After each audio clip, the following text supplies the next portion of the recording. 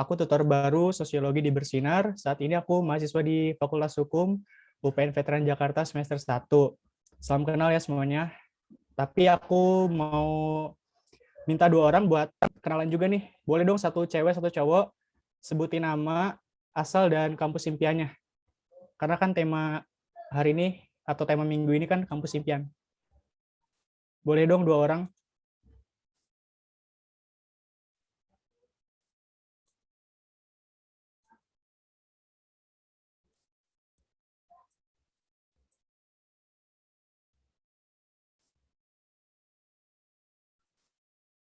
Ini gak ada yang mau perkenalkan diri.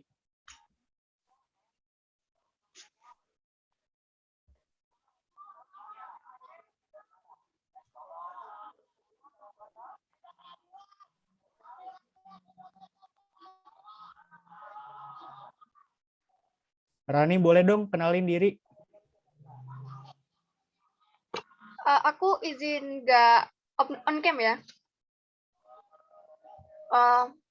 Halo, namaku Maharani Alina Nugroho, biasa dipanggil Rani atau Alina. Sekarang aku gap year sih. Kampus impianku UGM sama UB. Oke. Makasih Rani, salam kenal ya.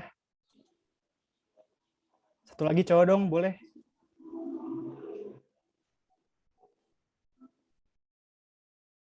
Muhammad Iqbal, boleh kenalin diri.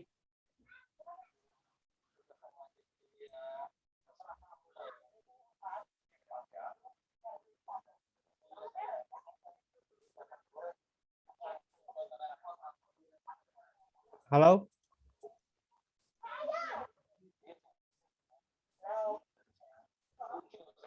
Atau Kinanti, boleh dong kenalin diri Kinanti.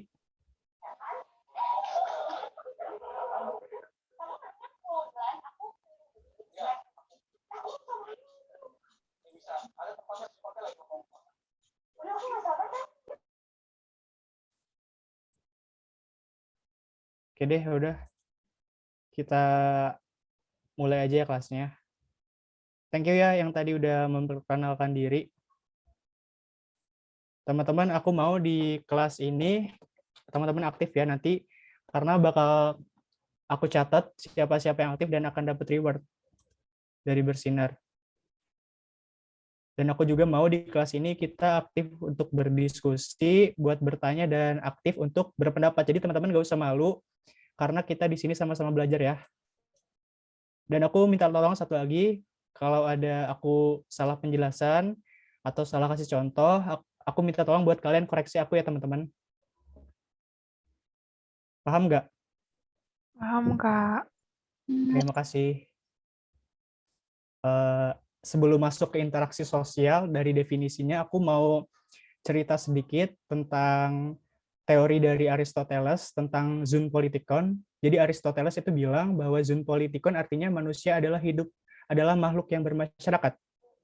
Dari mulai lahir sampai meninggal, manusia itu hidup dalam lingkungan yang memang saling bergantung. Dari kalian kecil, kalian mulai berinteraksi dengan orang tua kalian, dengan keluarga kalian, dan mungkin beranjak dewasa kalian mulai berinteraksi nih dengan teman-teman di sekitar rumah kalian. Semakin dewasa, pergaulan kalian semakin luas, semakin banyak pula gitu interaksi yang kalian lakukan dengan orang-orang yang kalian kenal. Lalu muncul pertanyaan, apa sebenarnya interaksi sosial itu? Kita bahas di slide berikutnya. Sebentar. Oke. Apa itu interaksi sosial? Jadi, interaksi sosial adalah hubungan dinamis yang terjadi antar individu, individu dengan kelompok, dan kelompok dengan kelompok.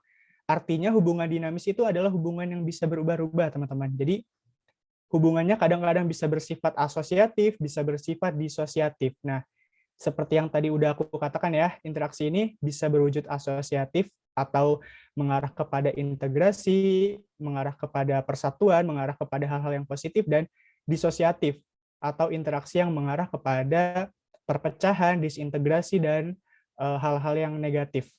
Nah, di sini udah ada 3 gambar nih teman-teman dari berbagai masing-masing contoh interaksi. Aku minta satu orang boleh tolong buat jelasin nggak? Termasuk ke jenis apa sih interaksi yang ada di gambar? On mic dong teman-teman, boleh satu orang.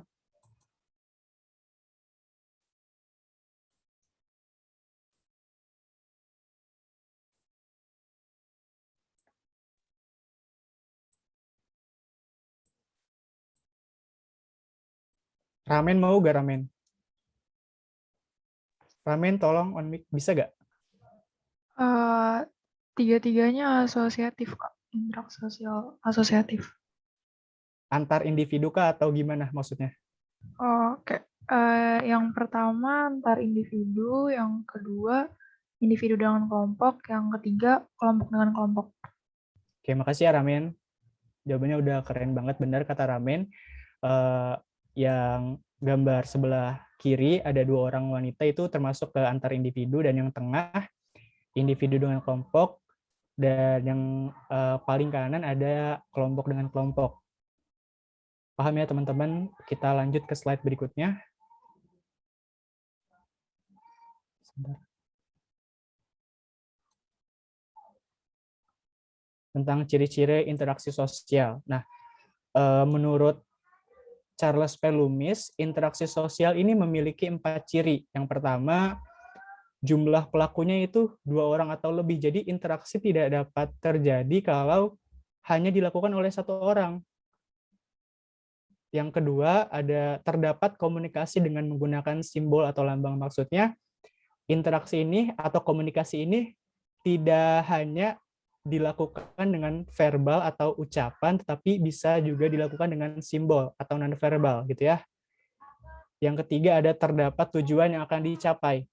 Sebenarnya apa sih arti dari tujuan yang akan dicapai? Setiap kita berinteraksi, kita pasti mengharapkan feedback dari si komunikan. Nah, itu maksudnya tujuan yang akan dicapai. Dan yang keempat, terdapat dimensi waktu meliputi masa lalu, masa kini, dan masa datang. Artinya, interaksi ini terjadinya itu kapan gitu. Itu yang dimaksud dari dimensi waktu. Kita lanjut ke slide berikutnya ya.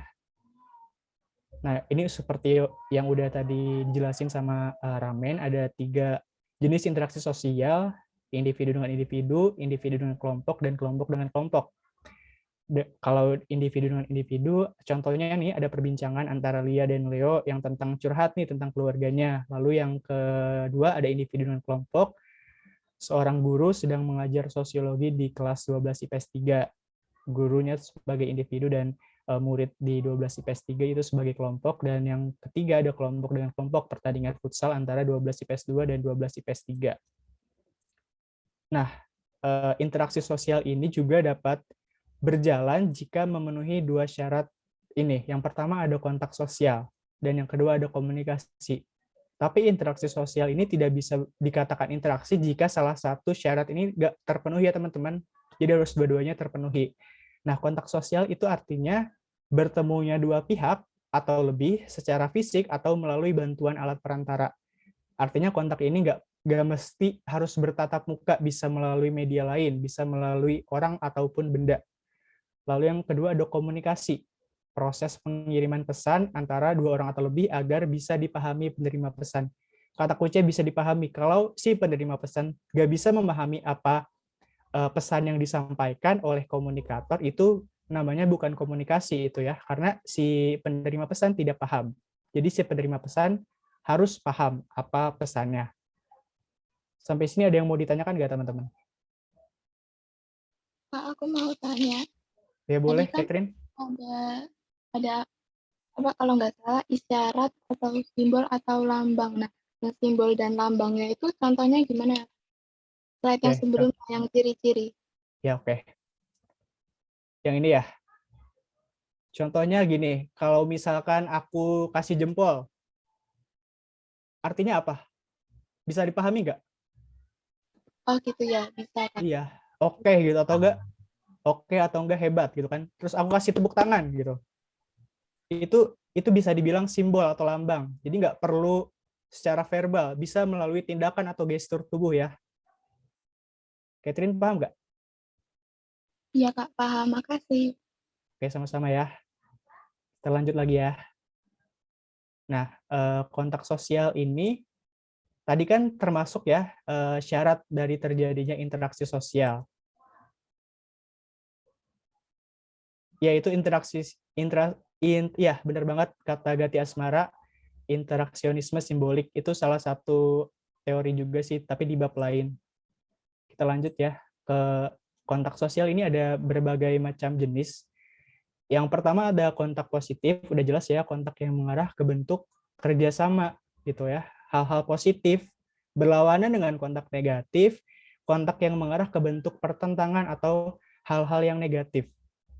Ada kontak primer, kontak yang terjadi secara langsung, artinya bertemu langsung melalui muka, tatap muka gitu ya. Dan yang keempat ada kontak sekunder atau kontak yang terjadi melalui perantara.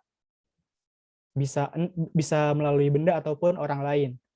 Nah, kontak sekunder ini juga dibagi dua lagi, teman-teman. Ada yang kontak sekunder langsung, artinya pihak yang berinteraksi itu secara langsung dengan medianya gitu. Kayak kita nih lagi Zoom bahas materi sosiologi. Kita tidak bertemu secara langsung kan, tapi kita lewat media langsung gitu. Itu namanya kontak sekunder langsung. Kontak sekunder tidak langsung. Jadi artinya pihak yang berinteraksi meminta bantuan orang atau media lain yang tidak berhubungan langsung dengan komunikator. Ada yang bisa kasih contoh nggak mengenai kontak sekunder tidak langsung? Boleh dong? Kalau kirim-kiriman email gitu gimana? Kirim email. Kalau kirim email lebih ke ini, kontak sekunder langsung.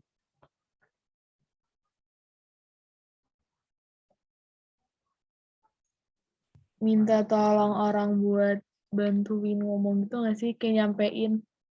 Iya, bener sih itu. Itu tadi siapa ya? Kem ya? Iya. Oke, keren banget Kem, bener.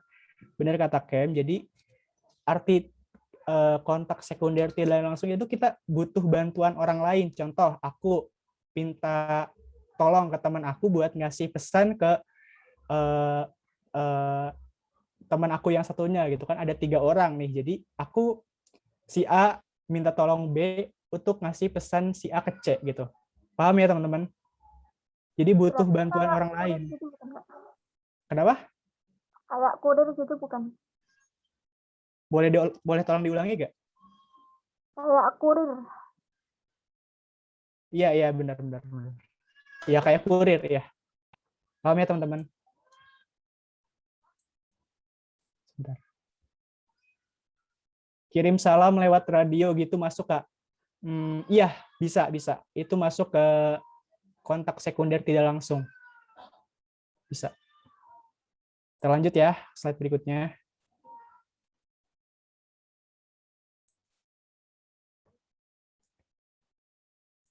Lalu ada syarat kedua, syarat terjadinya interaksi sosial, tadi ada kontak, sekarang ada komunikasi. Nah teman-teman, komunikasi ini ada tahapannya. Yang pertama itu encoding. Encoding itu merubah pikiran menjadi pesan. Lalu proses penyampaian. Lalu nanti diterima oleh yang namanya si komunikan, namanya decoding atau menerima pesan. Dan komunikasi ini juga memiliki 5 unsur, teman-teman. Ada yang pertama namanya komunikator, orang atau kelompok yang menyampaikan pesan. Komunikan, orang atau kelompok yang menerima pesan. Pesan, sesuatu yang disampaikan oleh komunikator. Media itu alat untuk menyampaikan pesan yang tadi aku katakan ya, bisa berbentuk benda ataupun orang lain. Dan yang kelima ada efek atau feedback, perubahan yang diharapkan setelah yang terjadi pada komunikan gitu. Ada yang mau ditanyain nggak sampai sini? Atau aku kecepatan nggak ngomongnya? Paham Kak. Paham ya? Oke, makasih Awe. Lanjut ya berarti ya. Kita lanjut ke faktor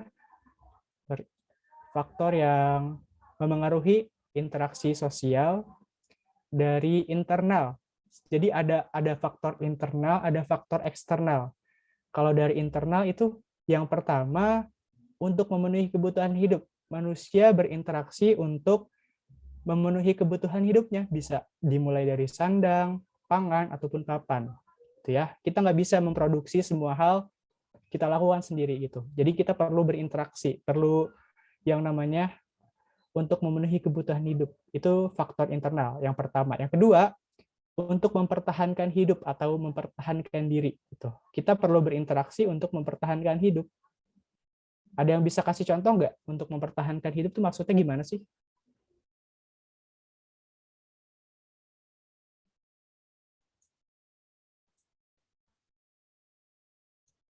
Boleh di chat atau Minta kalau mau. tolong itu gimana, Kak? Kayak misal aku lagi dalam bahaya nih, terus aku minta tolong sama temanku, tolongin dong, bla bla bla bla. Nah, Ya, jadi ya.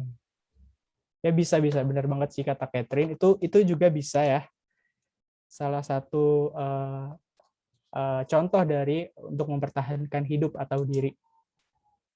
Contoh lainnya kayak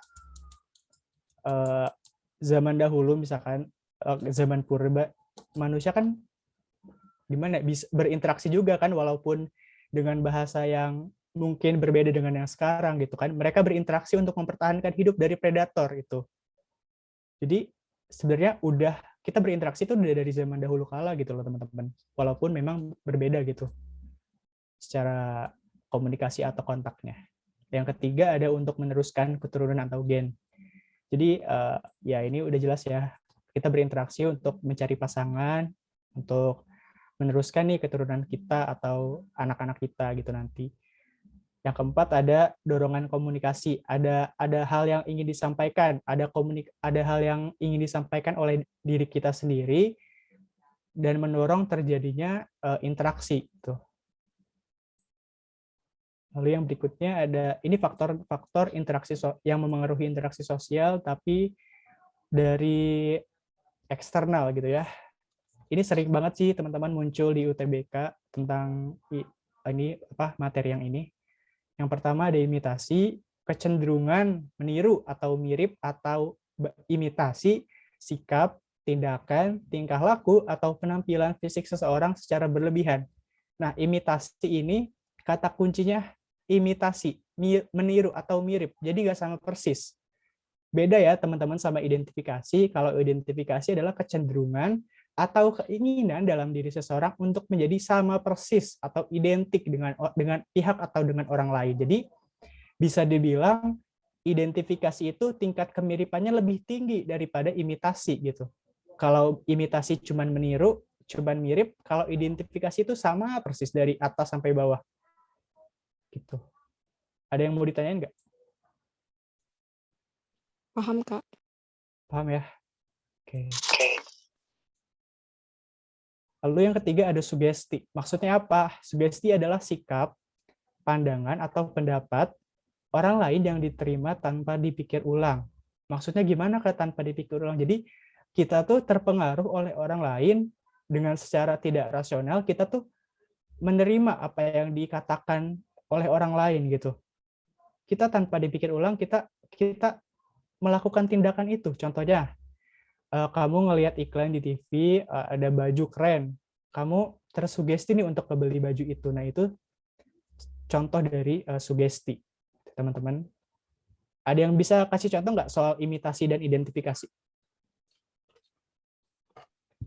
Kalau imitasi itu kayak misalnya kita mau niru gaya berpakaiannya orang Korea atau orang Jepang gitu. Terus kalau identifikasi itu kayak misalnya kita mau oplas mirip siapa gitu nggak sih?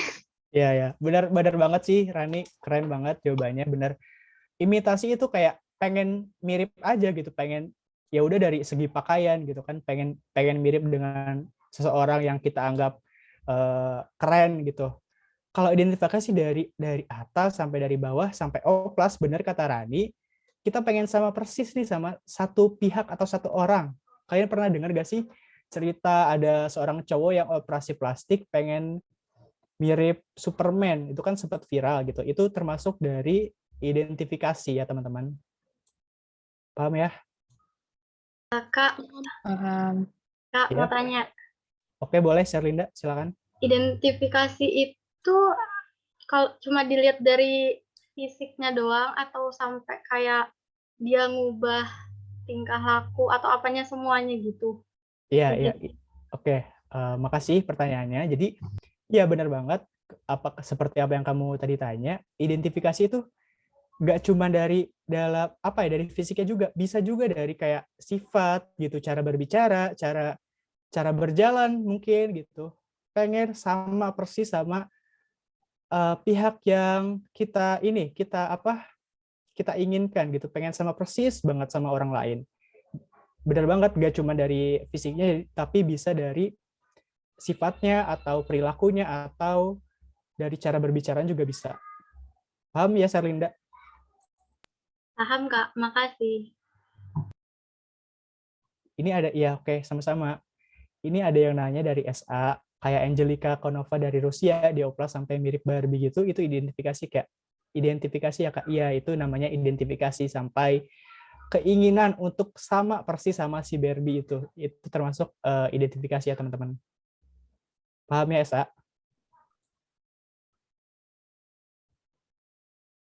Kita lanjut ya ke faktor. Kalau misalkan di Oplas, terus interaksinya di mana maksudnya? Kalau misalnya di Oplas, terus interaksinya di mana? Ada Amalian Putri bisa tolong jelasin nggak pertanyaannya? Atau teman-teman yang lain boleh tolong jelasin nggak kalau ngerti pertanyaan dari Amalian? Mungkin ini kan lagi ngomongin interaksi. Maksud dia kenapa itu bisa jadi interaksi, Kak? Mungkin. Oh iya ya, faktor yang memengaruhi interaksi sosial. Interaksinya maksudnya interaksi untuk ini, untuk apa? Keinginan untuk sama dengan orang lain, bukan interaksi. Bukan, Gimana ya? mungkin maksud dia tanya kalau operasi plastik itu masuknya ke interaksi sosial yang mana. Nah, kalau tauku operasi plastik itu masuknya ke identifikasi deh, karena itu meniru. Ya nggak sih? Iya, tadi. Iya benar, makasih Salma udah ngejelasin. Kalau pertanyaannya masuk ke mana, kalau Oplas ya masuk tadi ke identifikasi seperti yang tadi udah dibilang sama SA ya, kayak yang operasi mirip Barbie itu termasuk ke identifikasi. Gitu mungkin ya Amelian Putri ya pertanyaannya. Kalau dari Gati nih, kalau cuma penampilan aja Kak, misalnya itu masuk ke imitasi Kak. Tergantung penampilannya itu seberapa besar gitu yang diubahnya. Apakah cuman kayak sebagian atau pengen sama persis nih dari penampilan, dari pakaian, dari bentuk tubuh, dari bajunya gitu. Kalau mungkin misalkan, aduh si ini keren ya pakai baju ini, pengen beli juga deh. Nah itu mungkin masuknya ke imitasi. Tapi kalau dia pengen dari dari pakaian dari atas sampai bawah pengen sama gitu kan, pengen mukanya pengen mirip, gaya rambutnya pengen sama, itu termasuk ke identifikasi. Tuh. Imitasi kayak teladan gitu, contohnya kemau di Ayunda gitu. Itu bisa juga, tapi itu lebih ke mungkin ke motivasi ya, dorongan dari dalam diri seorang untuk melakukan tindakan. Termotivasi nih pengen kayak apa? Mau di Ayunda. Kita lanjut ya teman-teman ke simpati kalau udah paham. Simpati adalah proses ketika seseorang merasa tertarik kepada pihak lain berkaitan dengan perilaku atau penampilannya. Jadi simpati itu bisa dikatakan, nah simpati sama empati ini hampir mirip ya teman-teman. Kalau simpati lebih ke sekedar tahu gitu, sekedar tertarik dengan apa yang dirasakan orang lain. Tapi kalau empati, kita tuh ikut merasakan perasaan orang lain gitu. Contoh, tapi aku jelasin empati dulu ya. Kemampuan empati adalah kemampuan untuk merasakan keadaan orang lain dan ikut merasakan situasi yang dialami atau dirasakan orang lain. Nah, contohnya mungkin gini ya teman-teman. Teman kamu kucingnya itu mati. Kamu sebagai teman tentu kan bersimpati nih sama teman kamu. Kamu ikut iba, kamu ikut sedih gitu. Oh, semoga si kucingnya ini ya gitu. Kamu menyemangati teman kamu, itu termasuk simpati, ikut iba. Tapi kalau kamu sampai nangis-nangis, sampai sama teman kamu itu kamu ikutan nangis-nangis, itu kamu masuk ke empati. Kenapa? Karena kamu ikut merasakan apa yang teman kamu rasakan gitu. Ikut merasakan kehilangan dari kucing teman kamu, itu masuknya ke empati gitu. Bisa dipahami nggak teman-teman yang simpati empati ini? Iya, Salma bener banget sih. Salma keren ya. Benar kata Salma, misalkan simpati kita ngelihat pemulung nih, kita ngerasa kasihan gitu, kita ngerasa iba, tapi kalau kita empati lebih ke tindakannya gitu ya, ngebantu atau ngeberi bantuan buat pemulung tersebut. Kenapa oplas bisa disebut interaksi? Karena dia mengambil tindakan untuk oplas, soalnya tindak termasuk faktor yang mempengaruhi interaksi sosial. Oke, kita bahas dulu. Catherine nanya nih, jadi levelnya tuh lebih gede empati ya daripada simpati. Iya, benar. Empati itu di atasnya simpati. Sama tadi kayak imitasi dan identifikasi. Identifikasi itu identifikasi, ini imitasi gitu ya. Kalau empati dan simpati, ini empati, ini simpati gitu ya. Jadi levelnya tuh lebih tinggi empati, teman-teman. Ini ada yang nanya, Nau. Sebentar. Kak, kalau misalkan ada kebakaran, terus banyak yang ngebantu, berarti masuknya ke empati ya? Iya, itu masuknya ke empati karena ada tindakan nyata untuk ikut merasakan daripada masalah dari kebakaran itu. Jadi mereka ikut ngebantu, ada tindakannya, ada action nyatanya gitu. Paham ya, Nau ya? Semangat ya semuanya. Kalau aku kecepatan bilang ya, teman-teman. Oke, paham. Kita lanjut ya, ada motivasi. Motivasi adalah dorongan dari dalam diri seseorang untuk melakukan tindakan. Tadi udah ada dikatakan, tadi udah yang bilang sih sebenarnya kayak termotivasi dari misalkan Maudy Ayunda. Kalian lihat Maudy Ayunda udah cantik, pintar gitu ya.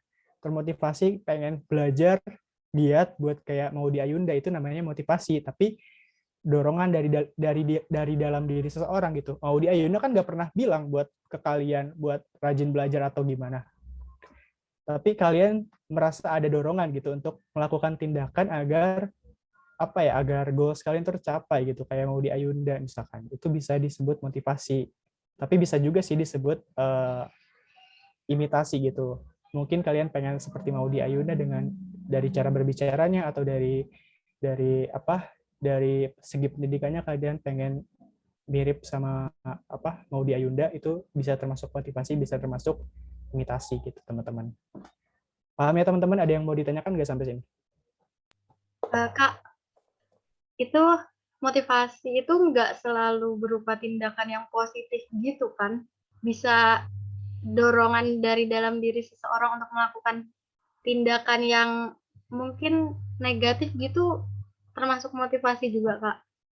Iya, makasih Sherlinda buat pertanyaannya. Jadi, iya aku belum menjelasin soal itu. Jadi motivasi ini belum tentu untuk melakukan tindakan yang yang positif, benar kata Sherlinda tadi, tapi bisa juga kita termotivasi untuk melakukan hal-hal yang negatif gitu. Contohnya jika kita mungkin bergaul dengan orang-orang atau pertemanan kita yang mungkin isinya teman-teman yang kurang baik, kita termotivasi nih untuk kayak melakukan hal-hal yang tidak baik juga gitu, walaupun teman-teman kita tidak secara langsung gitu untuk menyuruh kita untuk melakukan hal tersebut, tapi kita termotivasi gitu karena kita bergaul gitu dengan teman-teman yang memang bisa dibilang punya sifat negatif. Bedanya motivasi sama sugesti. Nah, kalau motivasi itu lebih kayak dari dalam diri, kalau sugesti itu pengaruhnya itu dari orang lain, dan kita itu melakukannya secara tidak rasional gitu, langsung tanpa dipikir ulang tadi ya pengertiannya. Sebentar deh.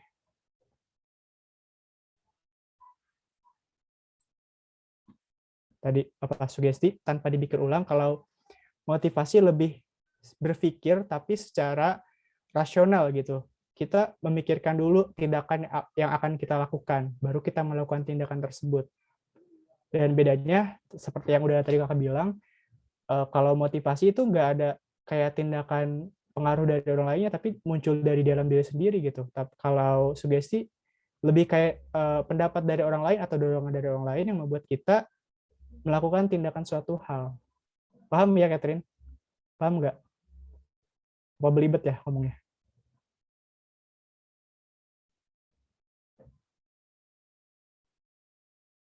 Kalau demotivasi itu apa ya, Kak? Demotivasi, setahu aku sih kayak kita lagi kehilangan semangat gitu ya. Benar gak sih? Teman-teman ada yang tahu nggak demotivasi itu apa? Iya, Kak. Kita nggak semangat gitu. Iya. Hilang semangatnya. Oke, makasih Awe. Kalau sugesti itu dari pengaruh orang lain, kalau motivasi dari diri sendiri. Iya, Sherlina benar banget. Ya, Nick tadi ngejawab tentang pertanyaan dari Ramen. Benar juga, kata Nick lagi nggak termotivasi gitu nggak sih, benar banget. Thank you, Nick. Kita lanjut ya teman-teman. Paham ya sampai sini? Paham, Kak. Terima kasih Sherlinda.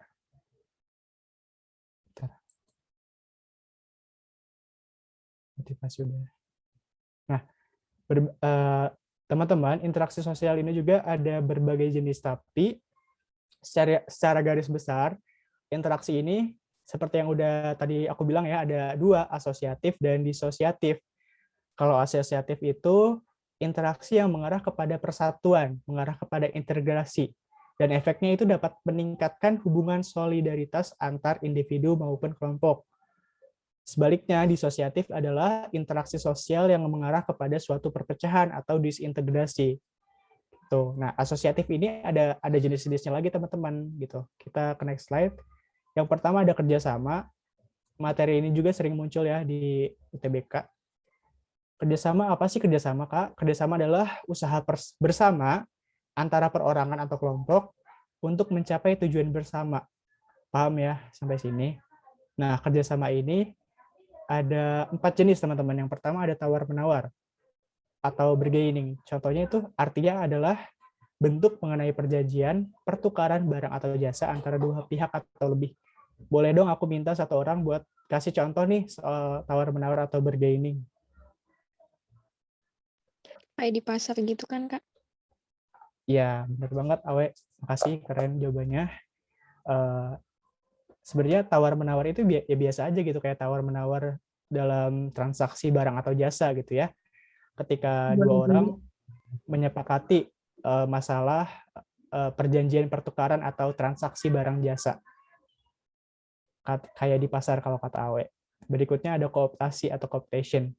Artinya adalah bentuk kerjasama yang dilakukan dengan cara menyepakati pimpinan yang akan ditunjuk untuk mengendalikan jalannya organisasi atau kelompok. Contohnya gimana, Kak? Contohnya misalkan ada pemilihan ketua kelas di kelas kamu. Biasanya ketua kelas kan voting gitu ya, teman-teman. Nah, kita kan menerima pimpinan baru, menerima apa ya? Menyepakati suatu pimpinan dalam untuk mengendalikan kelas kita. Nah, itu bisa dibilang kooptasi, atau contohnya gini, ada kepala sekolah baru di sekolah kalian gitu. Itu terus para guru itu kayak ya udah welcome atau nyambut si kepala sekolah gitu ya untuk acara penyambutan, itu namanya juga kooptasi. Yang ketiga ada koalisi, kerjasama dua organisasi politik atau lebih untuk mencapai tujuan yang sama dengan cara bergabung jadi satu. Jadi intinya koalisi itu lebih ke politik ya teman-teman. Contohnya kayak koalisi merah putih gitu. Dia ada beberapa partai yang bergabung dalam sebuah koalisi untuk membentuk atau mencalonkan calon presiden misalkan. Demi apa ya? Demi tujuan politik kedua partai tersebut gitu. Intinya kalau koalisi itu lebih ke organisasi politik ya teman-teman. Contohnya berbeda nih sama yang namanya joint venture. Kalau joint venture itu lebih ke kerjasama badan usaha gitu ya. Kalau yang tadi koalisi adalah organisasi politik, kalau yang joint venture lebih ke badan usaha. Tujuannya apa? Tujuannya udah jelas, kalau badan usaha adalah untuk meraih keuntungan di bidang ekonomi, teman-teman. Contohnya gimana, Kak? Oh, contohnya kerjasama antara Tokopedia dan Gojek misalkan. Mereka merger jadi satu untuk meraih keuntungan dalam bidang ekonomi. Sampai sini ada yang mau ditanyain nggak? Aman, Kak. Aman ya? Oke, kita lanjut ya, teman-teman. Nah, kalau tadi kita udah ngomongin kerjasama, salah satu bentuk dari interaksi asosiatif, sekarang kita akan bicara mengenai akomodasi. Apa sih, Kak, akomodasi itu? Intinya akomodasi adalah upaya menyelesaikan pertentangan. Ini juga sering muncul ya, teman-teman, di UTBK. Kalian harus paham ini. Nah, akomodasi ini juga ada 5 jenis, teman-teman. Ada 8 jenis kalau nggak salah. Yang pertama ada koersi. Aku di sini udah ngasih ini ya, udah kasih highlights gitu biar udah kasih font warna biru biar kalian lebih mudah untuk pahaminya gitu. Koersi adalah bentuk akomodasi yang dilaksanakan dengan paksaan, dengan tekanan gitu, dengan kekerasan bisa dibilang. Gitu ya. Kalau kompromi adalah intinya tuh mengurangi tuntutan. Jadi masing-masing pihak itu berdamai gitu ya dengan cara mengurangi tuntutan. Berkompromi antara kedua belah pihak yang sedang bertikai. Ada yang ketiga, ada arbitrasi, ada akomodasi yang lewat pihak ketiga. Nah, si pihak ketiga itu memberikan keputusan yang mengikat kepada kedua belah pihak yang bertikai. Kalau mediasi, sama juga ada pihak ketiga, akomodasi lewat pihak ketiga, tapi si pihak ketiga ini tidak memberikan keputusan yang mengikat gitu kepada kedua belah pihak. Paham ya teman-teman perbedaan dari arbitrasi dan mediasi? Kalau arbitrasi, si pihak ketiga memberikan keputusan. Kalau mediasi, pihak ketiga tidak memberikan keputusan. Mereka hanya mengakomodasi aja gitu untuk kayak menjadi penengah antara kedua belah pihak yang sedang bertikai. Lalu yang kelima ada konsiliasi. Usaha mempertemukan keinginan pihak yang bertikai untuk mencapai kesepakatan gitu. Jadi cobaan usaha untuk mempertemukan aja. Bentar, ada yang aku lihat chat dulu. Kak boleh kasih contoh nggak buat poin ketiga dan keempat? Oke, poin ketiga ya contohnya akomodasi. Contohnya arbitrasi ya. Misalkan ada dua orang teman kamu yang ribut di kelas gitu. Lalu dipisahkan nih oleh seorang guru. Ini guru BK gitu ya. Guru BK ini menjadi pihak ketiga antara perdebatan atau pertikaian kedua teman kamu. Tapi si guru BK ini memberikan keputusan gitu ya, memberikan keputusan yang mengikat buat kedua teman kamu gitu. Jadi intinya tuh si guru BK itu memiliki wewenang teman-teman ya untuk memisahkan kedua belah pihak, punya keputusan gitu ya. Kalau mediasi contohnya sama tadi kayak ada dua orang teman kamu di sekolah yang ribut. Tapi yang misahin bukan guru BK, contohnya teman kamu lagi yang satu lagi. Dia dari pihak ketiga untuk memberikan akomodasi gitu. Dia jadi pihak ketiga yang menengahkan, tapi teman kamu yang menengahkan ini tuh nggak punya wewenang gitu untuk memberikan keputusan yang mengikat buat orang-orang yang ribut gitu. Bisa dipahami nggak tadi siapa yang nanya ya?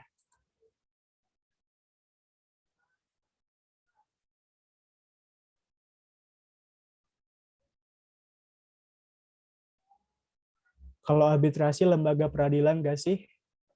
Ya bisa jadi si arbitrasi memberikan keputusan. Sebenarnya nggak harus lembaga peradilan juga sih, tapi itu bisa jadi salah satu contoh. Peradilan itu adjudikasi. Ya ada bisa masuk ke adjudikasi, bisa masuk ke arbitrasi juga gitu. Kalau dilaksanakan secara damai.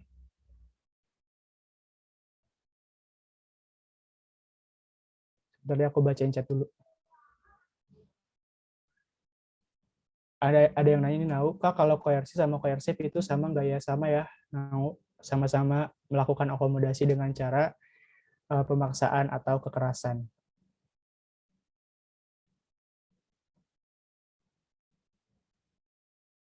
Ini benar banget ya kata Ananda, keren banget nih Ananda. Arbitrasi itu pihak ketiga bukan cuma menjadi tengah, tapi juga memberikan jalan keluar atau wewenang gitu ya buat pertikaian itu.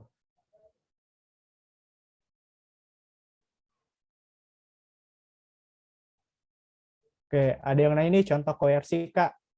Oke, contohnya adalah misalkan di trotoar banyak kan kayak pedagang-pedagang yang nakal gitu ya, yang tidak mematuhi aturan, yang merusak fasilitas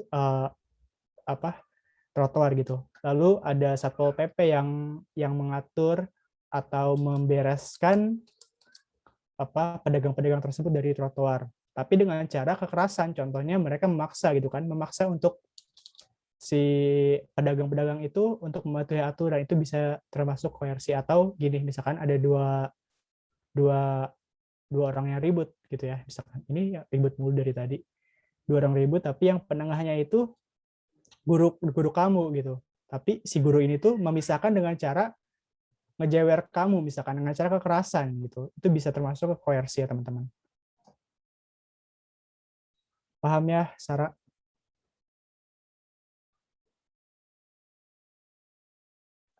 Kalau nah, Kak, iya boleh, silakan.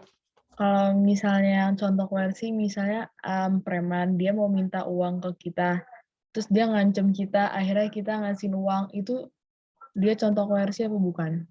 Kayak kan ngancem gitu premannya. Kayak buat kalau misalnya lo kayak nggak mau hidup, ya udah lo ngasih uangnya gitu. Apa bukan? Kasih. Oke, terima kasih. Tadi siapa yang nanya? Nggak kelihatan lagi. Oke, kasih ya udah nanya. Preman ngancam kita dengan untuk memberikan uang. Tapi si premannya udah ngelakuin pemaksaan atau tindakan kekerasan belum nih? Kalau cuma dipaksa, apakah itu bentuk akomodasi? Ada yang bisa jawab nggak teman-teman? Kekerasan kan ada 2 ya Kak, yang non-verbal sama verbal. Jadi itu setahu saya masuk. Walaupun itu cuma ancaman kan itu udah termasuk ke non-verbal kan. Oke, makasih itu. Makasih ya udah bantuin aku. Sebenarnya aku kurang paham sih kalau itu, cuman mungkin aja bisa termasuk ke koersi tadi, seperti yang tadi udah dibilang sama teman kalian, termasuk ke ancaman tapi yang non-verbal gitu ya, pemaksaan. Semoga membantu ya tadi buat yang nanya. Sebentar aku bacain chat dulu. Ada yang mau ditanyain lagi nggak teman-teman? Konsiliasi, Kak. Konsiliasi. Oke, bentar. Contohnya kayak gimana? Oke, Kayaknya makasih. sama nomor 3 mirip-mirip. Konsiliasi sama arbitrasi. Oke, kalau konsiliasi adalah usaha mempertemukan keinginan pihak yang penting untuk mencapai kesepakatan. Kalau konsiliasi itu mungkin gini ya teman-teman, kayak ada 2 orang pasangan atau 2 orang suami istri yang sedang bertengkar gitu misalkan. Tetapi mereka dipertemukan dalam suatu suatu akomodasi gitu, suatu penyelesaian konflik gitu. Tapi nggak ada pihak ketiga gitu yang memberikan keputusan gitu. Nggak ada pihak ketiga yang memberikan keputusan mengikat. Nggak ada pihak ketiga juga yang tidak memberikan keputusan mengikat. Jadi cuma dipertemukan aja gitu antara pihak-pihak yang bertengkar. Biar pihak bertengkar itu yang menyelesaikan masalahnya sendiri, nggak tanpa bantuan si pihak ketiga. Gitu, mungkin seperti itu ya. Bisa dipahami nggak? Kalau misalnya bentuk apa tadi?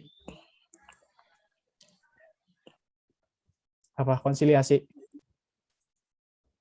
Kalau misal kedua belah pihak tadi misalnya ada masalah terus gulat gitu kan gak mungkin dipertemukan terus gulat gitu Kak. Masa kayak gitu Kak? Maksudnya kalau didiamin ditonton doang kan kayaknya nggak mencapai akomodasi. Oke. Gini ya teman-teman, maksudnya kalau menurut aku ya, aku juga minta koreksi ya kalau aku salah karena aku pun masih belajar gitu. Jadi misalkan gini, ada gimana ya, dua pasangan gitu ya, satu pasangan 2 orang yang sedang konflik rumah tangga, tapi bukan berarti dia konflik dengan cara kekerasan gitu. Mungkin kayak pengennya gimana, kamu pengennya gimana gitu buat keputusan rumah tangga gitu ya. Apakah mau dilanjutkan atau berpisah gitu sampai di sini gitu. Itu kan dilakukannya dengan cara berbicara santai, dengan cara bermusyawarah gitu ya. Saling berbicara untuk biarin aja gitu dua orang tersebut mengungkapkan tuntutannya masing-masing untuk mengobrol gimana sih nanti kedepannya mau gini atau mau gitu. Itu menurut aku itu maksudnya konsiliasi teman-teman. Bukan berarti dipertemukan dia dibiarin untuk bertengkar secara fisik, bukan berarti seperti itu sih teman-teman. Atau mungkin ada yang bisa kasih contoh nggak sih soal konsiliasi. Boleh dong kalau ada yang paham nih soal konsiliasi. Tadi aku udah kasih contoh sih di komen, nggak tahu bener atau enggak, tapi kalau konsiliasi itu kayak mungkin PBB kayak mempertemukan kepala pemerintahan Israel sama Palestina biar mereka bisa diskusi damai gitu nggak sih? Intinya Kenapa itu, Kak? kalau Iya, kenapa sama? kalau aku inget-inget nih ya, konsiliasi itu perundingan melalui sebuah lembaga. Nah, Harus kalau ada sebuah konflik, terus diselesaikannya melalui perundingan lembaga, yaitu konsiliasi. Jadi aku inget ya, simpel aja sih kayak perundingan melalui lembaga gitu. Oke, berarti konsiliasi intinya lewat lembaga ya, kayak tadi yang Rani bilang soal PBB. Oke, mungkin itu konsiliasi yang benar lewat PBB atau lewat sebuah lembaga. Aku mohon maaf ya kalau misalkan tadi penjelasan aku salah. Thank you banget yang udah koreksi Salma dan Rani. Thank you banget. Jadi teman-teman, konsiliasi adalah usaha mempertemukan kedua belah pihak dalam sebuah lembaga. Contohnya gimana PBB. Nanti aku revisi ya teman-teman PPT-nya. Oke. Sampai sini ada yang mau ditanya lagi nggak teman-teman?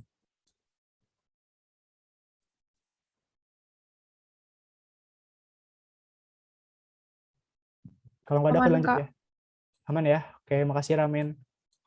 Aku lanjut ya. Nah, ini masih ada bentuk akomodasi lagi.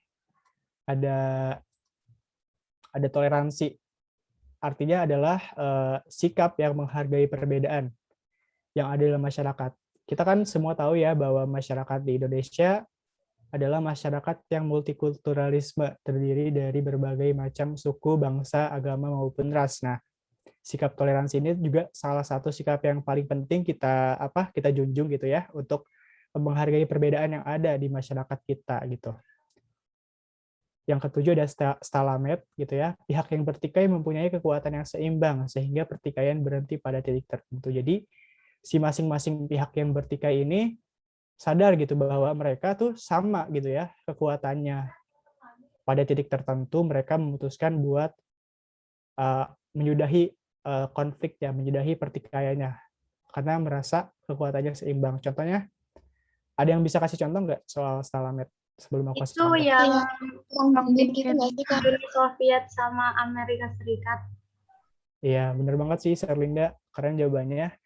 Bener banget kata Sherlinda, itu salah satu contohnya yang paling terkenal ya, yang perang dingin ya, ketika Uni Soviet dan Amerika Serikat menyadari bahwa kekuatannya salah satu memang dua negara adidaya gitu ya, mempunyai konflik, mereka berhenti karena mereka sadar bahwa mereka tuh seimbang gitu kekuatan. Nah, kalau yang 8 ini yang paling mudah untuk dihafalkan, ada adjudikasi, penyelesaian konflik di pengadilan melalui jalur hukum. Aku lihat chat dulu ya.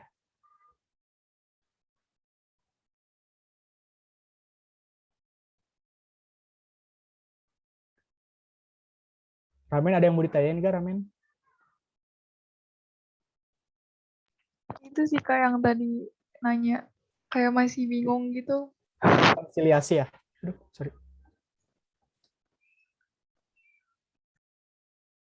Bingung yang mana nih, Ramen? Boleh dong jelasin pertanyaannya kalau masih bingung. Iya, yang tadi arbitrasi sama konsiliasi kayak belum ini. Oh ya, oke. Aku jelasin ulang lagi ya, teman-teman. Kalau arbitrasi itu lebih ke si pihak ketiga itu punya wewenang gitu untuk kedua belah pihak yang memang sedang bertikai gitu, punya keputusan lah yang mengikat.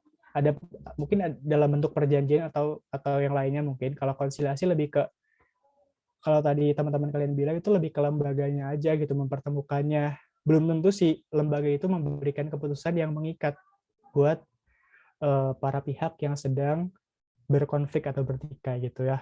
Gitu sih kalau dari aku. Mungkin ada teman-teman yang mau nambahin nggak soal arbitrasi dan konsiliasi ini gitu. Boleh banget, aku terbuka. Gak usah malu-malu karena kita di sini sama-sama belajar ya teman-teman. Kalau enggak nanti aku lanjut aja kali ya. Soalnya kita ada kuis. Lanjut aja, Kak. Lanjut ya.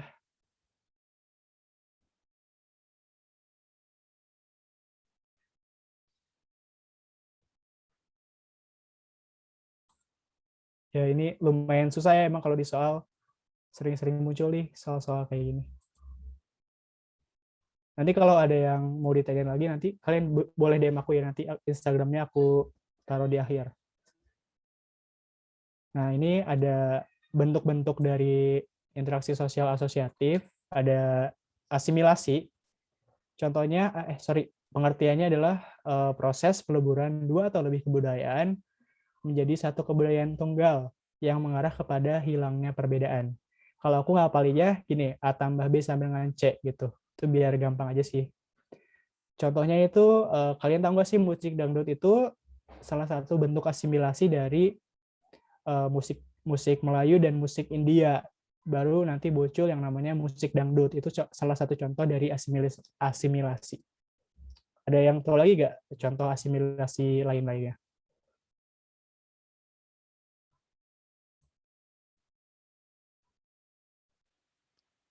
Kayak masjid Demak atau Banten gitu nggak, Kak? Yang dia masjidnya itu juga apa sih kayak ada unsur-unsur Hindu Budanya gitu juga. Oke, Catherine, makasih ya jawabannya. Kalau masjid itu lebih masjid kayak masjid Banten atau masjid Kudus itu lebih ke akulturasi sih. Kayak akulturasi kan artinya proses penerimaan budaya asing yang diolah tanpa menghilangkan kekhasan budaya itu sendiri, kan masih terlihat gitu ya. Dalam bangunan tersebut masih terlihat unsur-unsur dari kebudayaan Hindu gitu maupun kebudayaan Jawa. Kalau dirumuskan bisa A tambah B sama dengan AB. Jadi masih kelihatan gitu bekas-bekas percampuran dua budaya gitu yang menjadi satu. Kalau musik dangdut kan udah kayak nggak kelihatan gitu nggak sih, kayak asalnya gitu dari dua percampuran kebudayaan. Nah, kalau amalgamasi adalah perkawinan campuran gitu ya antara ras atau antar suku.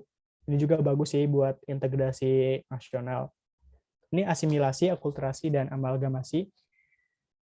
Udah aku jelasin, ada yang mau ditanyakan nggak soal ini? Iya, Aman, benar Kak. banget. Aman-aman. Oke, thank you.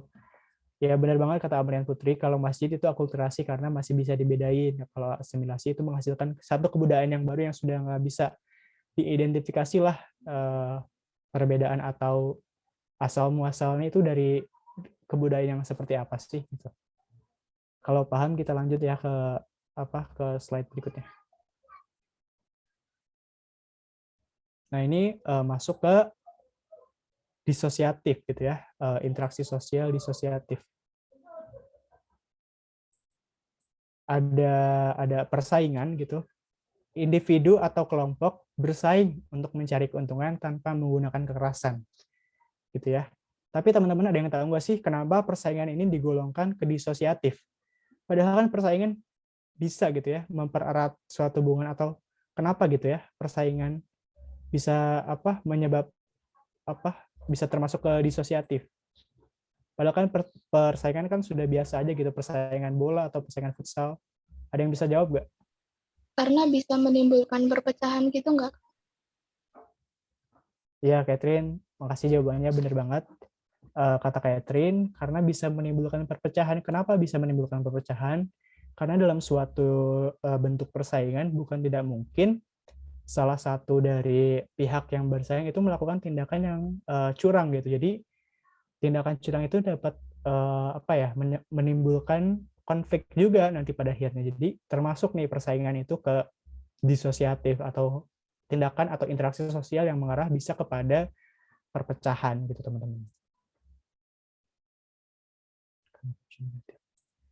Lalu yang kedua ada kontravensi, suatu perasaan tidak suka yang disembunyikan seperti kebencian terhadap seseorang. Intinya kamu kalau nggak suka sama seseorang, tapi dalam hati aja gitu ya, aduh nggak suka sama si A gitu kan, tapi dalam hati aja, itu termasuk kontravensi. Cuman ada emosi aja gitu, cuman ada emosi di dalam hati kamu.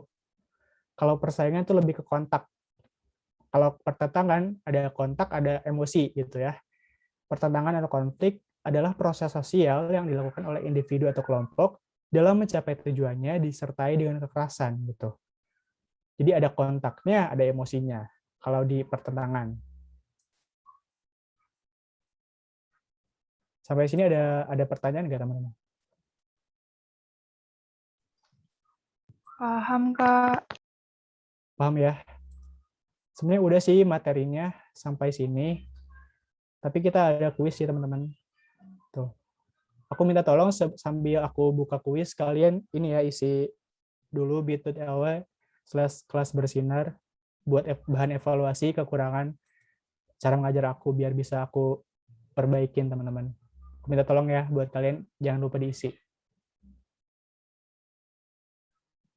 Ada yang tanya nih Gati Asmara, misalnya kita nonton orang di TV terus kita sebel sama orang itu masuk kontravensi bukan? Iya itu bisa termasuk kontravensi karena suatu emosi yang ada dalam diri kita kalau kita tuh nggak suka sama satu orang, perasaan tidak suka yang disembunyikan itu bisa termasuk kontroversi sih menurut aku.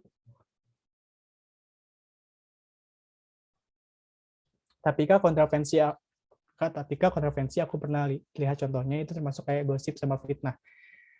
Apakah itu termasuk juga? Bisa nggak ya teman-teman ada yang tahu nggak kalau gosip itu termasuk ke kontroversi nggak ya?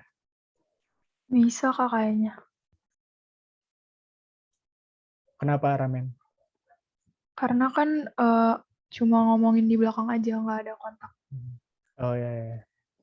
Ya bisa sih. Oke. Kan kadang kalau gosip itu kan kita nggak tahu siapa yang sebenarnya nyebarnya gitu. Iya benar sih Rani. Thank you ya buat udah yang bantuin aku jawab. Bisa jadi ya teman-teman. Jadi gosip sama fitnah itu bisa termasuk ke dalam kontroversi. Udah kita langsung kuis aja ya kalau udah nggak ada pertanyaan lagi atau ada yang masih mau tanya nggak?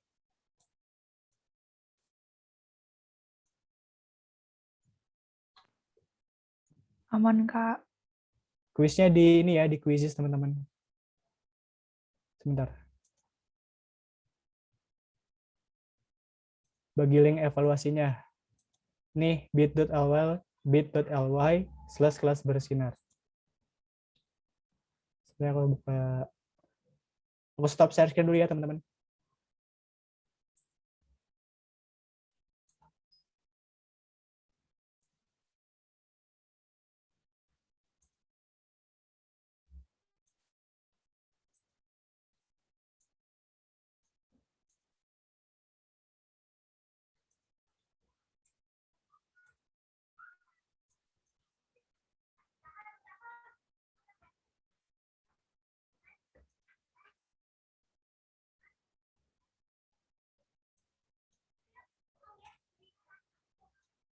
Sebentar ya teman-teman. Kalian boleh buka nih sekarang quizizz.com. Nanti aku share kodenya di layar ada.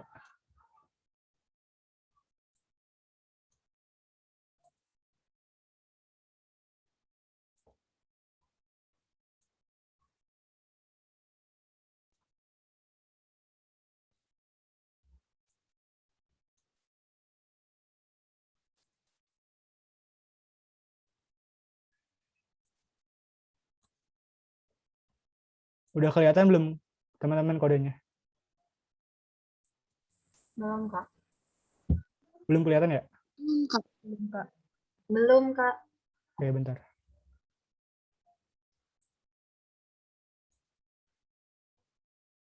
Udah belum? Udah, Kak. Udah ya? Oke. Boleh teman-teman boleh masuk ke Quizizz. Itu kodenya ada di layar teman-teman. Cuman 10 soal aja sih tapi.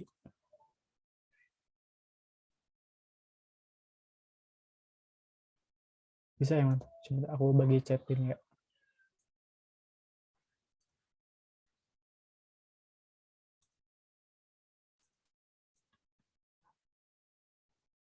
Linknya udah aku share ya di chat.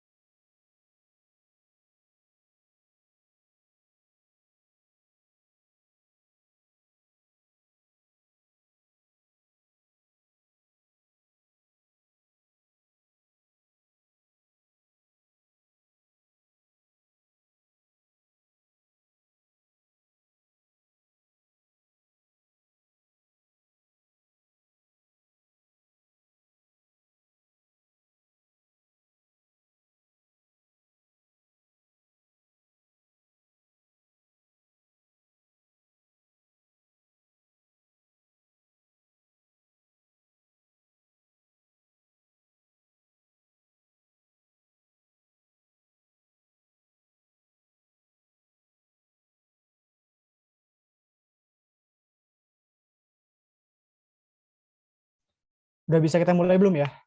Mulai sekarang apa nanti?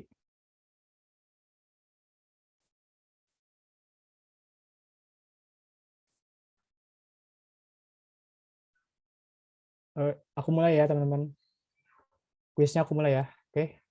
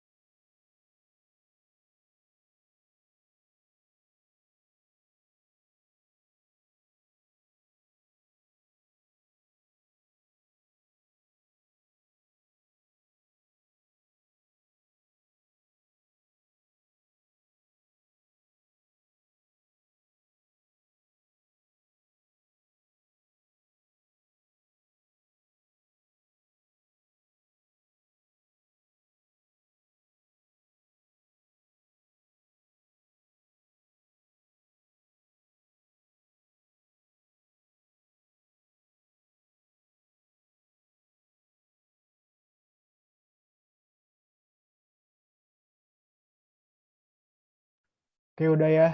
Kuisnya udah beres ya, teman-teman. Masih ada sih yang masih main.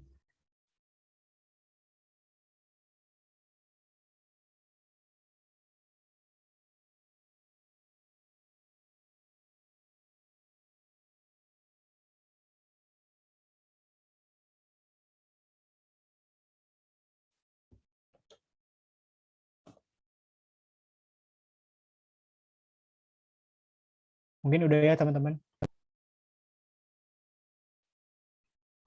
Buat Ramen, sama Sa, sama Papa, selamat ya. Kalian keren banget. Semuanya juga keren. Benar semua.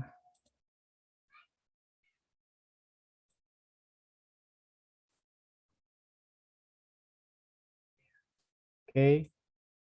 Kalau udah aku balik lagi ke PPT ya, teman-teman.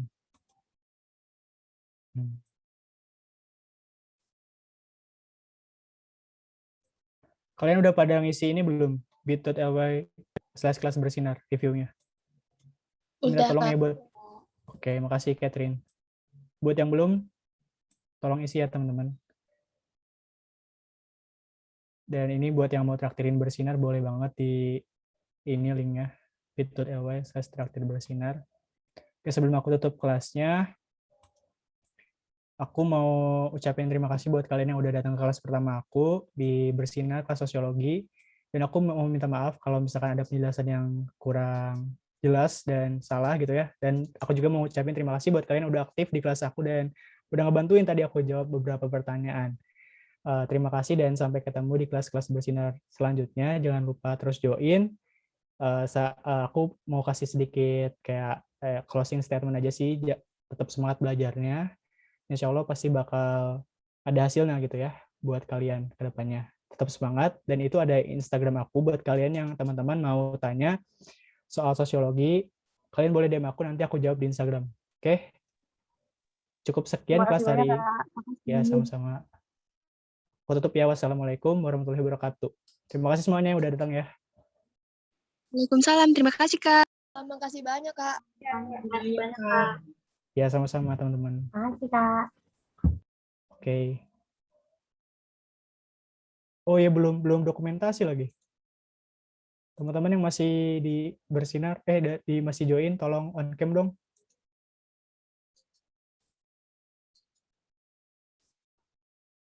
Bersinar boleh SS aja deh, nggak apa-apa.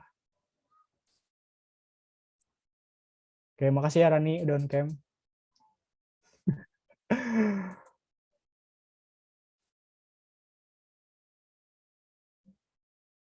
Oh ya, instanya di private, Kak. Oke. Nanti aku unprivate kok.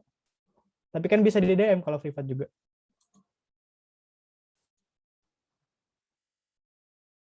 Oke, makasih ya. Bersinar Project. Thank you banget. Rani, makasih ya. Kak, ini udah di SS belum, Kak?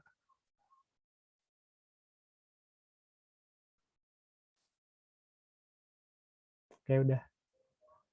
Oke, makasih, Kak. Aku izin live ya. Oke, makasih juga, Kak. Thank you.